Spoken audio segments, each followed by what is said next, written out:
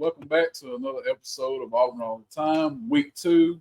I'm your host, Bruce Howard, and my co-host is an Auburn man that needs no introduction, Roderick Stevens. And man, Week 1 was actually a success. Yes. So we can definitely move on to Week 2, and really Week 1 for Auburn worked out almost exactly how we talked about. Mm-hmm. I was saying going in that Auburn needs to pass for at least 350, Mm-hmm. and they passed for over 400. So that was good to see. So with that being said, what was your ultimate takeaway from Week 1? Well, first of all, man, I just echo everything you said because we asked for a balanced attack, Right. and we pretty much got what we asked for. We was talking about 350, 250. Right. You know, we ended up with, about 400, 200, somewhere around there. We had a total of 600 and something yards of offense. Man, I was very impressed with the throws of Peyton Thorne. Right. And, granted, we was playing Alabama A&M. Right. But you still can tell a lot from a game like that just because, the throws, I felt like all of his throws were pretty much accurate, man. In regards to, I didn't see any just bad throws, because the drop passes were there. You know what I'm saying?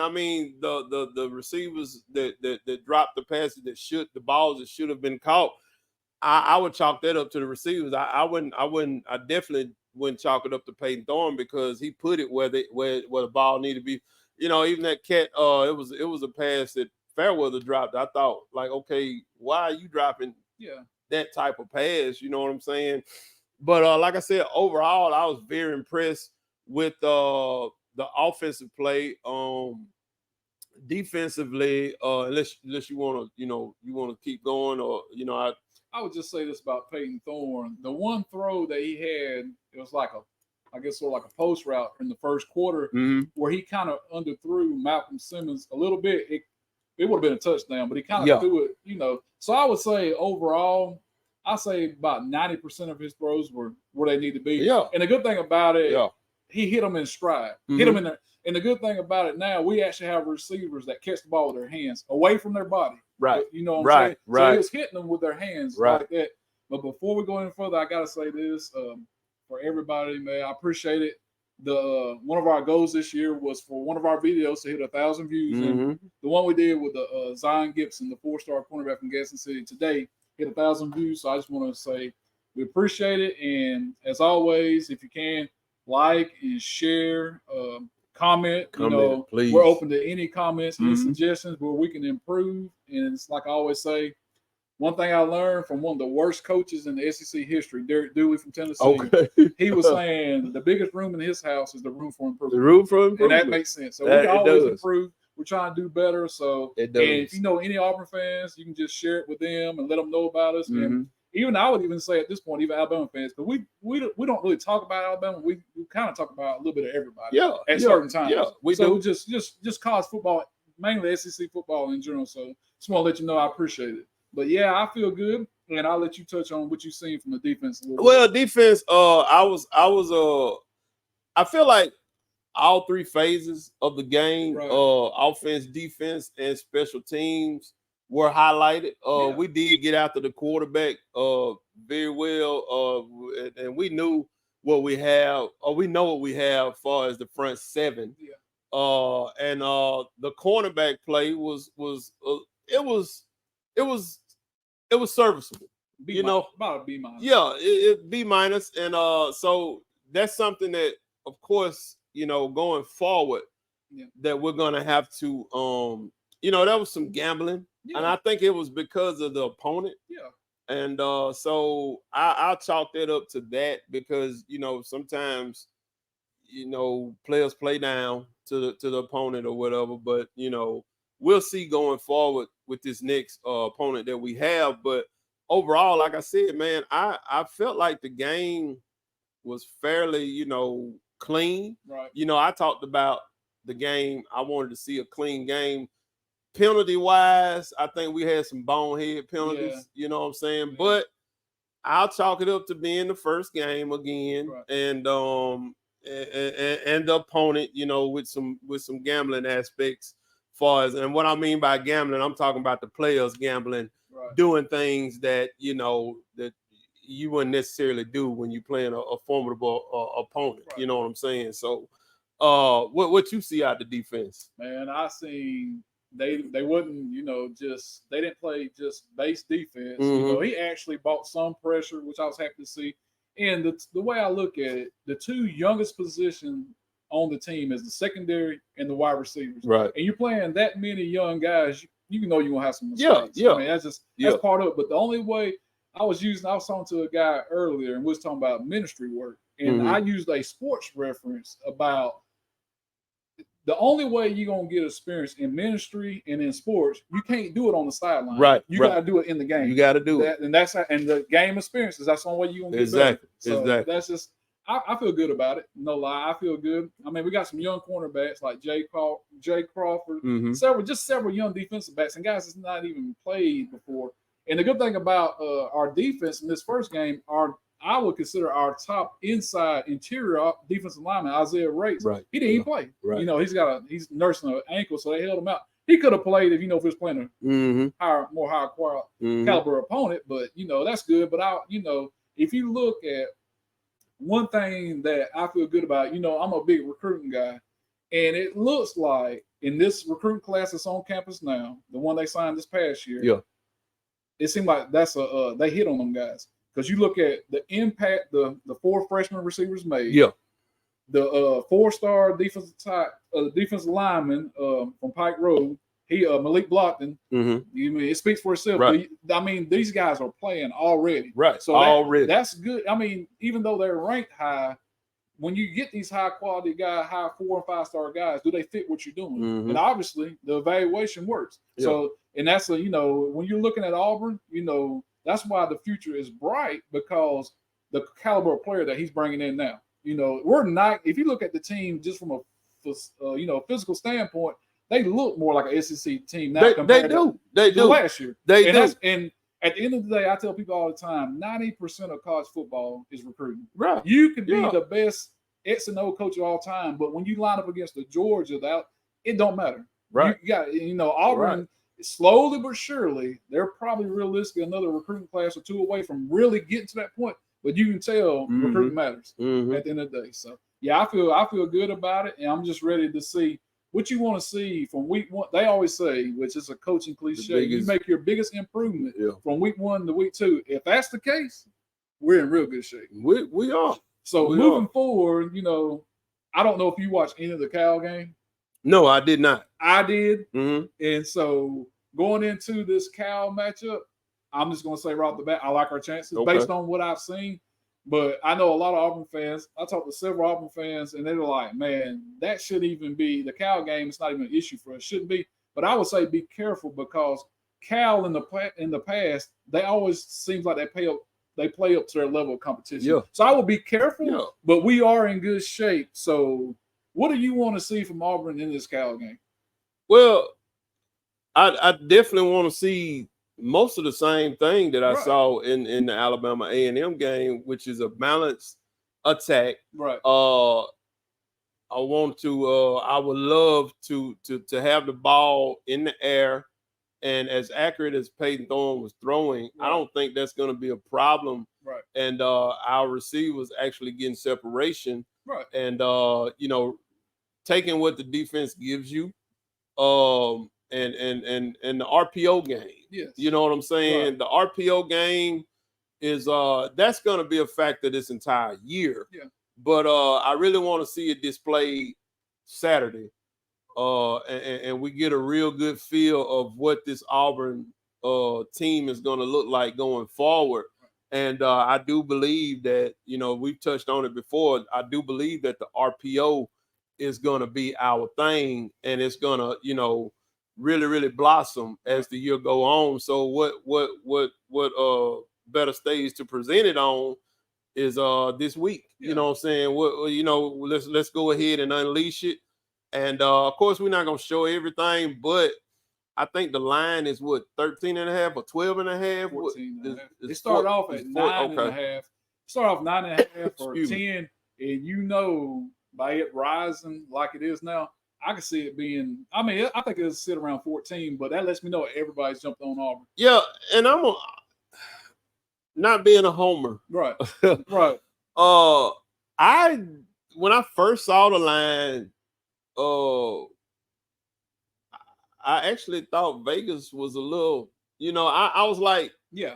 I'm thinking like, okay, I figure we've been maybe 19 or something like that. I was thinking 16 to 19, but and that's me being a homer. Right. I said not being a homer, but that's me being a homer. Man, to be honest with you, just from watching this first game, and I hate the what you call it, build your expectations up or get too excited about the first game. But man, just the difference from last year, I feel so much more at ease right now, with them going into this second game. Well, as an Auburn fan, we're so used to a team like Alabama A&M, especially when Gus Malzahn was the coach. They would just run the ball 40 times and beat them with. Don't work on no passing game. No. And so to see to come out and just execute as crisp in the first game. Crisp. That's the amazing thing about it. But it's like this Bama fan told me years ago, and I learned this, especially week 1, week 2, early in the season. He does what they call his saying was, be careful of the knee-jerk reactions, good or bad. Yeah. Because you might feel a certain way, but you really don't know yet. Right, because it's just give it time. But as that first game out, we're feeling good. I mean, I feel great about it, but until we actually, it's gonna take a couple of weeks till we really know what we got. I would think. Yeah. Being realistic. But man, I actually had a good friend of mine. We watched the game together last week. He got over here about 4:00. And so we was able to watch the first half of that Cal game. And they did not look good at all, to be honest with you. But they still got Jaden Ott. He's a good running back. He actually got banged up a little bit in the second half of that game, but it shouldn't matter. I think he'll be good to go. But I just really wasn't that impressed with them. But they do.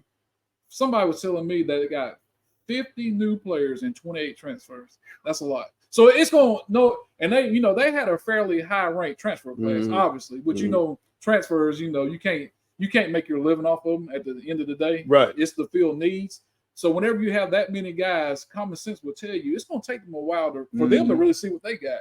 So we're actually catching them at the right time regardless. Yeah. But I think one of the reasons that point total came out, what we would perceive as being low, is because of what happened last year. But that was something that I was going to say. I believe that they was basing that off of what happened last year. And the fact is, we were out there last year, and this year they're here. So yeah, I'm sorry. Go ahead, man. Well, I would say last year we only had 230 yards of offense. And the way I can see us getting that in the first quarter. Yeah. Or first, middle of the first half. Yeah. I think we can. I don't know. But the thing about Justin Wilcox, their coach, he is a defensive-minded coach, and he will give you some different looks. And their 2 defensive ends are real good. And one of their nose guard, he looked real good. But the strength of their team, they do have a veteran secondary. Yeah. But I just don't see, if our offensive line plays what they're up to, and they give Thorne time, I just can't see how they can hold up the whole game against our receivers. Right. And the thing about it, we got the freeze for the freshmen, but Lambert Smith, you still got Fairweather, you still got options. You got Robert Lewis. We got so many weapons. I don't know how. I guess it's sort of like the way they're spreading you out. You're going to pick your poison. Do you want to stack the box to stop the run? Which I don't think if I'm a defensive coordinator, you're asking, I don't know how you do it, because we actually have outside threats now.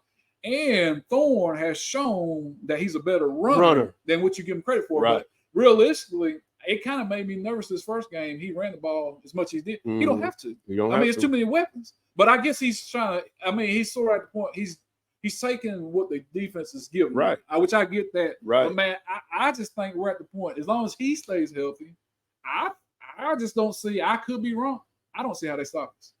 I think it's a better chance of us. I think they'll move the ball on us some. They look like they got a pretty decent sized offensive line. Mendoza, the quarterback, I was not impressed with him, to be honest with you. And they got the transfer quarterback from North Texas too. He's a dual threat guy. But neither one of them guys really put any fear in me, to be honest. I'm just being honest, not less. But I would say this, just like for them and just like for us, we feel good about the 73 points we scored, which we could have scored more. Yeah. I mean, obviously. Yeah. But with that being said, we haven't showed anything yet. You know, as far as the play calling and what's really I bet you they probably don't even at this point, they ain't even implemented the whole play, not even close to I would say about 30% at best. Yeah, I was gonna say 25. I didn't really see no bubble screens and stuff like that. They didn't need to do it. They didn't have to show a whole lot. So we really don't. I mean, we feel good, but there's a chance we could be feeling even better after this game. Right. So with that being said, you know which way I'm going. Oh yeah, what's for Roderick Stevens? What you think this score is going to be like? You know the point spread 13.5, 14. Do they cover? And what's your score prediction? I say they cover. Okay. And Auburn fans, don't hate me. Right. And I'm not trying to jinx us or nothing. Right. But I'm gonna be honest with you. Right. I see this game being a 38-13 game. Oh wow. We're close. I mean, I'm just that confident, right now. I'm feeling that. Right. Now, don't get me wrong. Now, the first quarter, I feel like it's gonna be a kind of like a little heavyweight boxing match for a second. Yeah. For about the first, 6 minutes. Yeah. They got a position, we done had a position, or vice versa. Right. I feel like, but then I think things are gonna open up. You know what I'm saying? And it's gonna be, I'm saying 38-13. That's where I'm going, Auburn. Man, I got a text message from a good friend of mine. He's a seasoned veteran. When it comes to football, and Mr. Eddie Calloway. And Mr. Eddie, we witnessed the game together last week and some of the Cal game. He texted me today, if I'm not mistaken. I don't want to go back and look at my phone, but he texted me. He said 45-13. Ooh. I'm not gonna go that far. So he got 7 points more than I do. So, like I said, we always say it. We don't talk before the show. Right. Great minds think alike. They do. I was gonna say 35-17. We're very close. We're close. We're very close. So there it is. I mean, I wouldn't put my 401k or my nothing like that on it. We don't do it for gambling purposes, but come on, it is what it is. So come on, man. We got that squared away. So before we get off here, is there any other games this week? Give me one that you're keeping a close eye on. I'm not necessarily keeping a close eye on. I know. I mean, you got Arkansas playing Oklahoma State, and I think that me personally, I think Oklahoma State gonna edge them out. Right. But I got another game. I mean, I know you might want to talk about Arkansas, Oklahoma State, but an interesting matchup, which I think all eyes will be on the game, but I don't think it's gonna be much of a game. Right. And I'm going with Texas and Michigan. Yeah. I feel like, to be honest with you, I think it's gonna be one of them Georgia Clemson things. And I was, oh my God, I was embarrassed for Clemson this past week because I was like, I thought they were gonna put up more of a fight than that. But man, it just goes to show the talent level that Georgia has, and just that team is just unreal, man. You know what I'm saying? Defensively, it's a juggernaut. I mean, who's gonna stop them defensively, or who's gonna beat them from the defensive side of the ball? Right. I don't know. You know what I'm saying? I just think that it was okay for a little while. Yeah. And then it just got out of hand as far as, that part. But I think that Texas and Michigan game gonna probably end up the same way. Yeah. It might be pretty good the first quarter. Yeah. But I believe, Texas. And I give you a score to that. I usually don't, usually don't give other game scores. I'm thinking 35-14 easily. You know what I'm saying? So but I mean, what you got your eye on? Man, I got my eye on a few of them. Nebraska, Colorado, which I don't care. Yeah. Either way, I like Nebraska in that game. Mm-hmm. But I really got my own Oklahoma State and Arkansas because even though it was Arkansas Pine Bluff, I was impressed. Yeah, just like 70 points, just like what we did. They pretty much did the same thing. Yeah, and I was impressed with their transfer quarterback, Taylor Green from Boise. Yeah, which I know he's not a great passer, but he's a threat. And they got a couple of transfer offensive linemen, a couple of transfer running backs. You know, they look more cohesive. They look like a more balanced team. Yeah, and I would say this: looking ahead, which I don't never do. I feel like Arkansas will be a harder challenge for us than Cal. Okay. I think Arkansas is more talented from top to bottom, from a size, experience standpoint.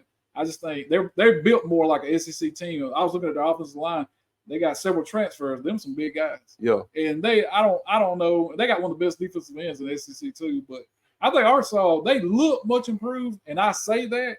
But I still got Oklahoma State winning. They're at home. I think they're like a 7.5, 8-point favorite, which is probably about fair. Yeah, that's because I don't know how nobody's done it before. I don't know how you stop Ollie Gordon. No.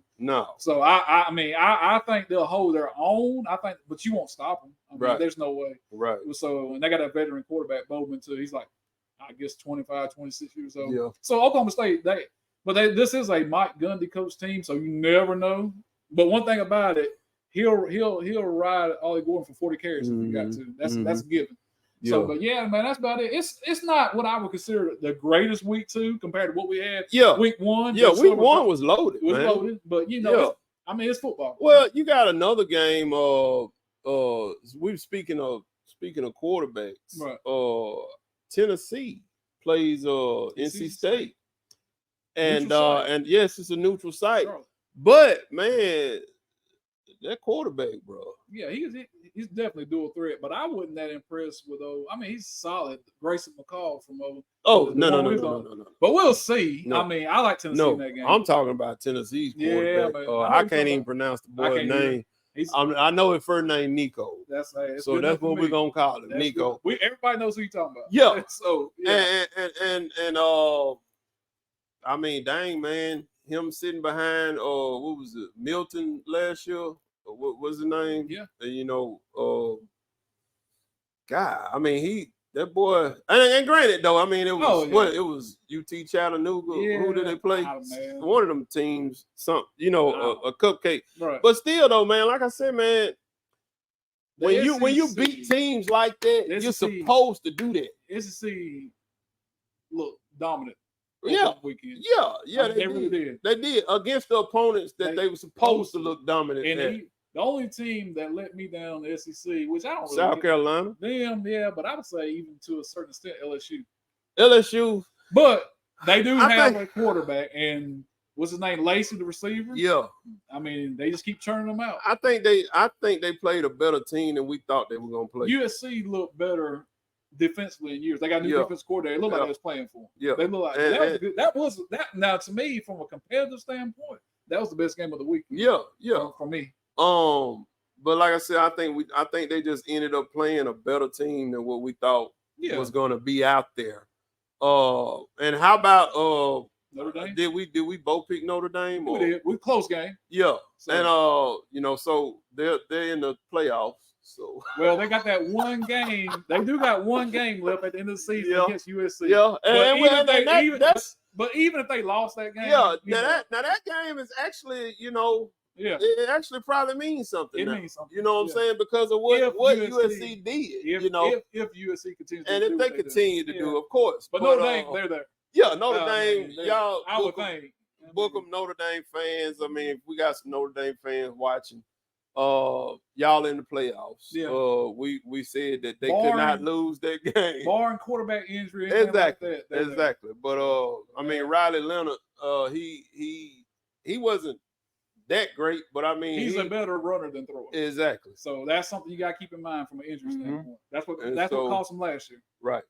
But anyway, that's man, time flies when you're having fun, as we always say, man. But listen, we want to thank y'all once again, man. We got to 1,000 views on the Zion Gibson video. Man, look, continue to keep on logging in and watching us. Like, comment, and share. And as always, man, we sure do appreciate y'all, tuning in just to 2 average Auburn fans or just average football fans in general, man. I mean, we sitting in a garage talking to y'all about what we love, and so, man, we are so humble and grateful that y'all are, tuning in to watch us. And hopefully, man, we got more to come, more guests to come as the weeks go on. Right. And with that being said, I mean, you got anything interesting for the people? No. I know you usually have a interesting fact. Right. Well, I would just say back to what I said. Let's keep the knee-jerk reactions in check because it's going to be ebbs and flows. Mm-hmm. But truthfully, I would say patience is the key because we really don't know for sure exactly what we got. Right. Nobody does yet. I mean, you never know. But I will say this. I mean, me being who I am, if they come out this week and do what they did last week, you got to talk me off the ledge because I'm gonna be sky high. Yeah, you know what I'm saying. Yeah, I feel. I'm at that point because what it is, we're hungry. We've been down. Yeah. We've been inconsistent, down for so long. Yeah, and now it's just a glimmer. It's that glimmer of hope. Mm-hmm. So I would say this is knee jerk reaction. Let's just 1 week at a time. Yeah, that's it. I got you. That being said, War Eagle till next week. And we'll see y'all then. War Eagle. War Eagle.